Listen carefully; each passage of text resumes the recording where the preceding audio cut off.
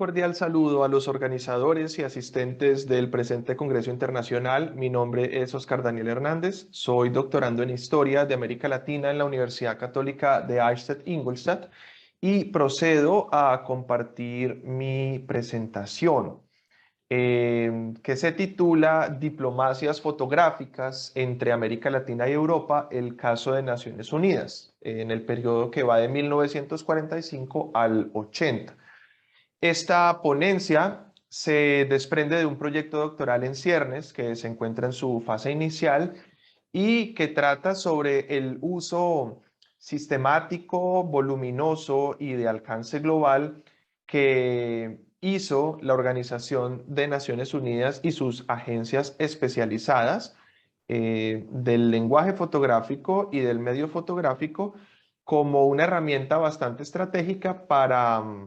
difundir las actividades y los programas de asistencia técnica y de desarrollo que se encontraban impulsando en los años de la segunda posguerra.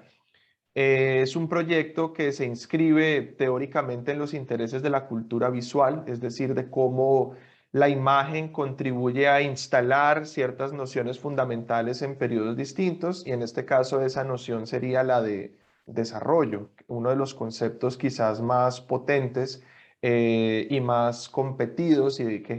generarían mayor tensión durante los años posteriores a la Segunda Guerra Mundial, y del cual podemos pensar a las Naciones Unidas y a sus distintas oficinas como productores importantes de un corpus visual bastante sugerente que no ha sido lo suficientemente explorado, y mucho menos en América Latina. Lo primero que quisiera subrayar es que en 1945, cuando aparece la Organización de Naciones Unidas, no estaba contemplado dentro de sus misiones originales concentrarse y dedicarse a temas de desarrollo. Su consigna principal en el 45 era, por un lado, prevenir conflictos de dimensiones similares al que recién finalizaba, como fue la Segunda Guerra Mundial, y construir una diplomacia internacional que fuese mucho más sólida que su antecesora directa, la Sociedad de Naciones. Sin embargo, ese interés original de no dedicarse a ese poco interés de dedicarse a agendas de desarrollo terminaría rompiéndose a los pocos años. Y prácticamente al cabo de 3 años, en 1948, ya van a estar fundadas las principales agencias especializadas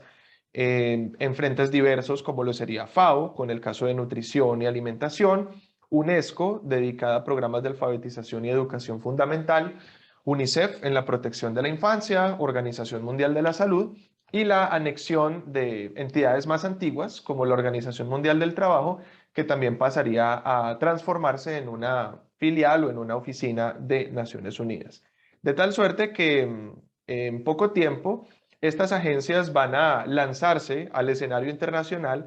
que, valga la pena subrayar, era bastante competitivo entre distintas fórmulas, modelos y entidades de desarrollo. No solamente la famosa y clásica competencia entre un modelo soviético y un modelo más liberal, sino que incluso dentro del llamado hemisferio liberal también teníamos distintos actores en competencia, ya fuesen las filantropías de las fundaciones Ford, Rockefeller, Kellogg, como entidades bancarias y financieras, como el caso del Banco Mundial o del Fondo Monetario Internacional, y las agencias especializadas de Naciones Unidas. Como el escenario era tan competido, va a resultar esencial durante estos años el papel que se le otorgue a la información pública. En el 45, cuando aparece la ONU, su primer gobierno y su primera estructura burocrática creó o constituyó un departamento de información pública que tendría un estatus bastante parecido al de otras oficinas de asuntos relevantes, como la Oficina de Asuntos Económicos, la de Asuntos Legales e incluso la que estaba dedicada a temas de seguridad. La función central de ese Departamento de Información Pública sería diseminar las actividades, la misión y los programas que estaba impulsando Naciones Unidas a través de distintos soportes que aprovechaban la cultura de masas que heredaba incluso de los tiempos de entreguerras, tales como los medios impresos, tales como el cine, como la radio y por supuesto la fotografía, que sería uno de los lenguajes privilegiados, no solo por el Departamento de Información Pública de Naciones Unidas, sino también por los departamentos de información pública que cada una de estas oficinas crearía con cierta autonomía, pero bajo el manto común y bajo el tejido que representaría la ONU para este momento.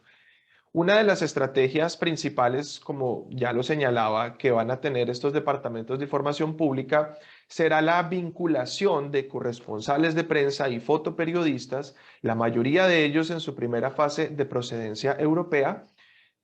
para que salgan a hacer, realizar misiones fotográficas de programas en salud, de programas en nutrición, de programas de alfabetización y que regresaran a las instalaciones centrales como el Palacio de Naciones en Ginebra, como la Casa de la UNESCO en París o incluso las instalaciones centrales de la ONU en Nueva York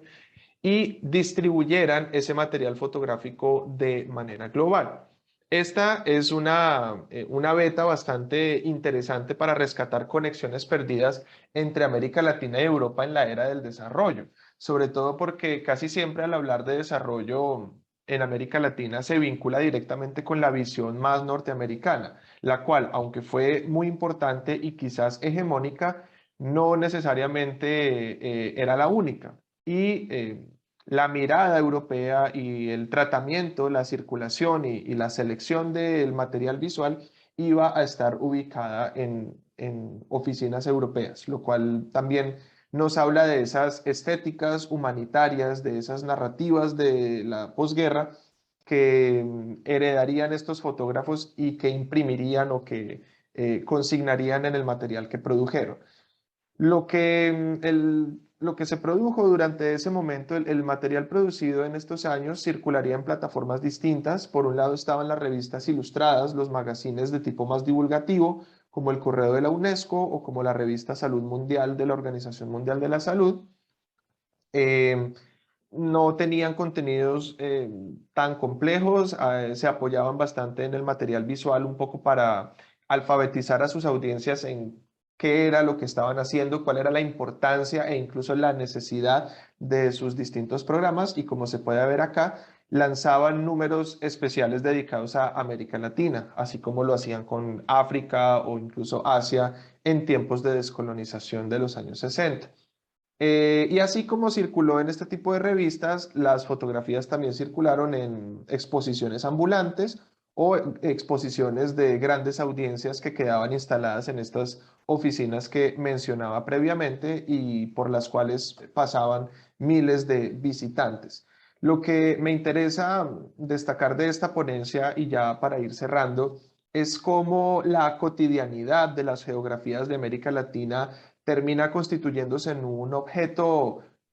fotográfico. América Latina termina constituyéndose como un objeto fotográfico con funciones de distinto tipo, científico, educativo, didáctico, pero también con una función diplomática, capaz de conectar geografías remotas y capaz de desplazar una mirada de lo que se estaba realizando en América Latina, pero también de cómo se entendía visualmente América Latina, capaz de circular y de desplazar en sitios muy distintos que generaban esa empatía propia del internacionalismo, de los órdenes posnacionales, del universalismo y de la diplomacia internacional que estaba en auge durante estos momentos. De tal suerte que este tipo de fotografías, que son solamente un ejemplo de un corpus mucho más denso y mucho más voluminoso, pues serían piezas estratégicas de los soportes que he mencionado y que vale la pena rescatar, de ser posible, con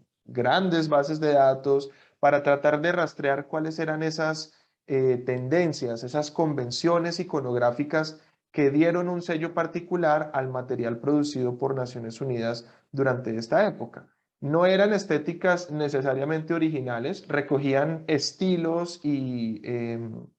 narrativas y discursos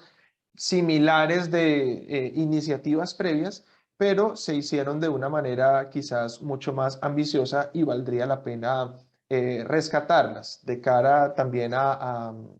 recuperar esta relación más contemporánea entre la América Latina de la segunda posguerra, la Europa de la segunda posguerra y cómo influyó este uso deliberado de la fotografía en la conceptualización de un debate complejo como lo era desarrollo. Les agradezco mucho por su atención. Aquí encuentran mi correo, mis datos de contacto y espero que tengan un feliz cierre de actividades en el Congreso. Hasta pronto.